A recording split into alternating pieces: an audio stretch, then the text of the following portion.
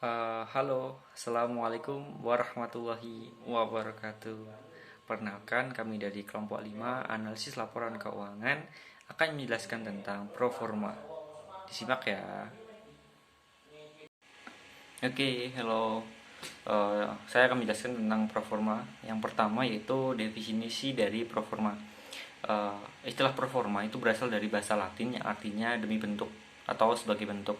Istilah ini tuh digunakan dalam berbagai bidang, seperti yang pertama akuntansi, bisnis, investasi, hukum, bahkan dalam pemerintahan juga digunakan. Namun pada kali ini kita hanya membahas pro forma dari segi laporan keuangan atau bidang keuangan. Dalam dunia investasi, pro forma merupakan metode yang digunakan perusahaan untuk menghitung hasil keuangan dengan proyeksi atau asumsi tertentu yang memenuhi persyaratan minimum sebagai formalitas. Istilah pro forma dalam akuntansi didefinisikan sebagai laporan aktivitas keuangan perusahaan yang bersifat sementara, kecuali transaksi yang tidak biasa dan tidak berulang. Transaksi atau aktivitas keuangan yang dikecualikan dari hasil pro forma mencakup biaya restrukturisasi, penurunan nilai investasi, dan biaya akuntansi lainnya seperti penyesuaian neraca saat ini guna memperbaiki praktik akuntansi yang salah di tahun-tahun sebelumnya. Sementara itu, dalam bisnis, pro forma merupakan laporan keuangan yang disusun dan dipersiapkan secara khusus untuk kepentingan tertentu seperti akuisisi, merger, perubahan struktur modal, atau investasi modal baru. Pro forma dalam bisnis digunakan untuk meramalkan atau memproyeksikan hasil yang diharapkan dari transaksi dengan menekankan pada perkiraan pendapatan bersih, arus kas, dan pajak.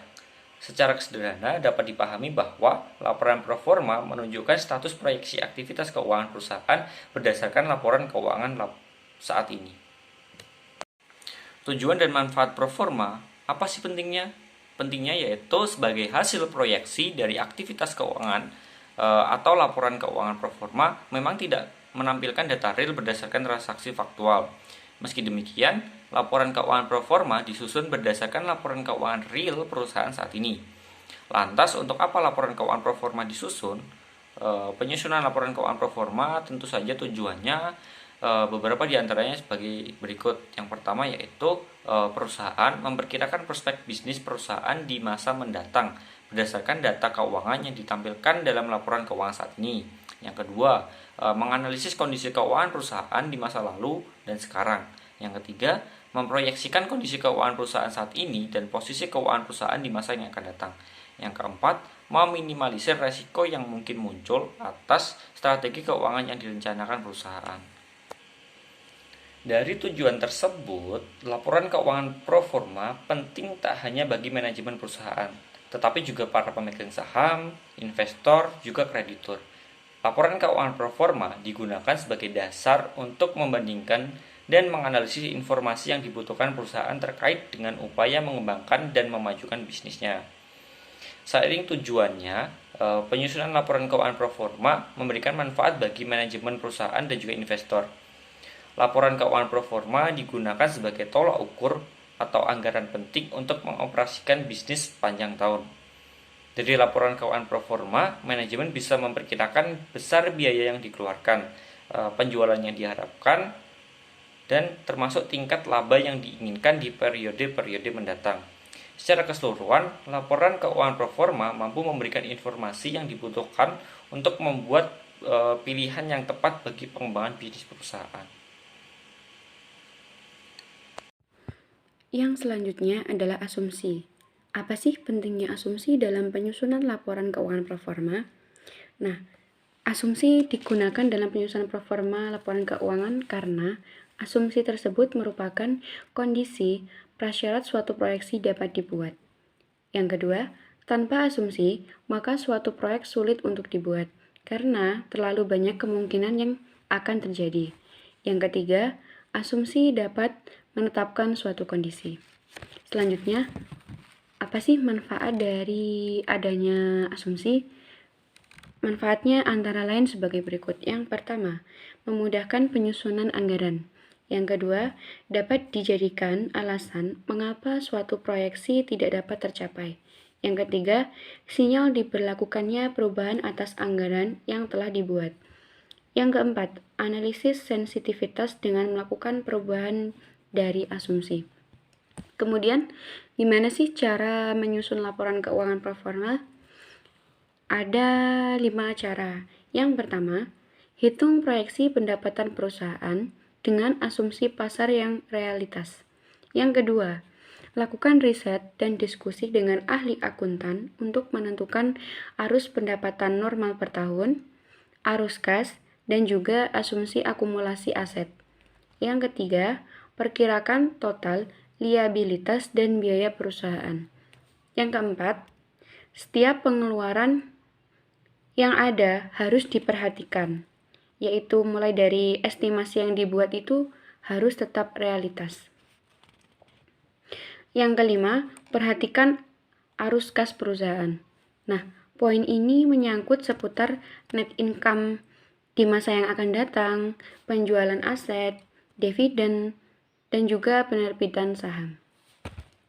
Penyusunan laporan keuangan proforma. Yang pertama yaitu memproyeksikan penjualan untuk sejumlah periode yang akan datang. Yang kedua yaitu memproyeksikan biaya operasional seperti biaya pokok penjualan, biaya penjualan dan administrasi, serta biaya pajak di luar bunga, dan kemudian menurunkan proyeksi pendapatan operasional. Yang ketiga yaitu memproyeksikan total aset, hutang, dan modal saham yang digunakan untuk mendukung tingkat operasi yang diproyeksikan pada poin 1 dan 2. Kemudian yang keempat yaitu memproyeksikan biaya pendanaan atau financing cost dan hutang pada poin 3, dan kemudian menurunkan dari pendapatan operasional untuk memperoleh laba bersih proyeksi. Yang kelima yaitu menurunkan laporan keuangan aliran kos dari laporan keuangan yang diproyeksikan. Yang selanjutnya yaitu memproyeksikan laporan laba rugi.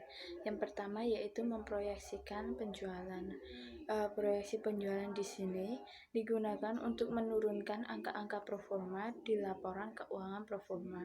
Bisa menggunakan tingkat pertumbuhan di masa yang lalu.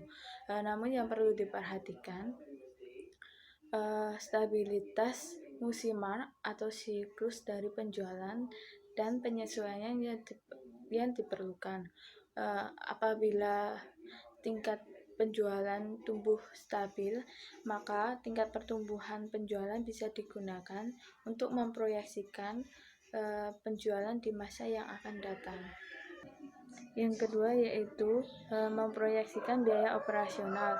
Proyeksi biaya operasional tergantung pada asumsi perilaku biaya.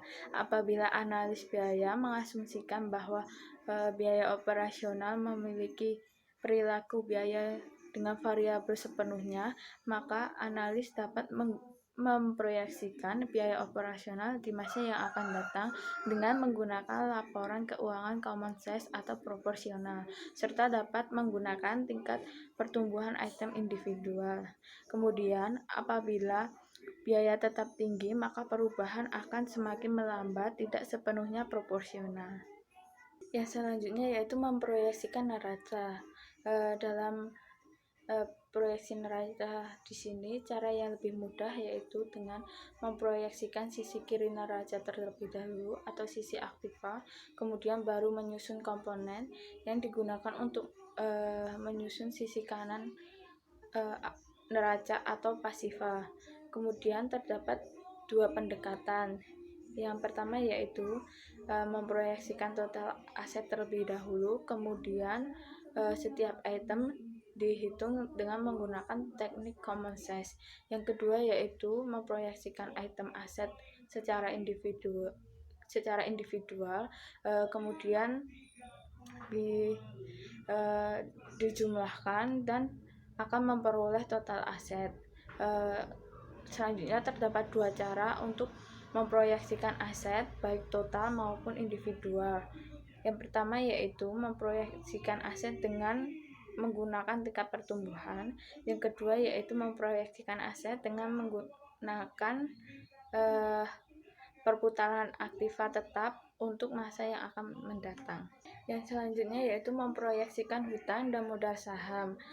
Cara yang paling mudah untuk menyusun komposisi pasiva yakni dengan menggunakan common sense pasiva, mengasumsikan dengan pola stabil bahwa komposisi tidak akan berubah di masa yang akan datang.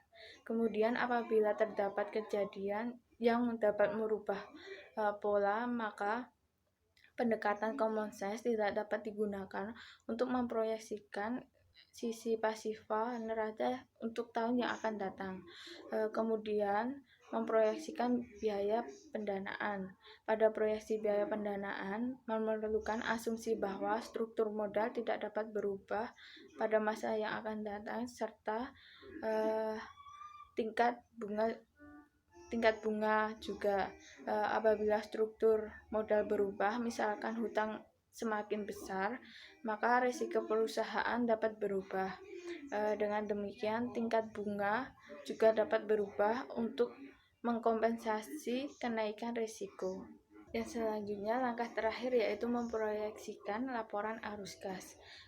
Proyeksi laporan arus kas diturunkan dari proyeksi neraca dan proyeksi laporan laba rugi.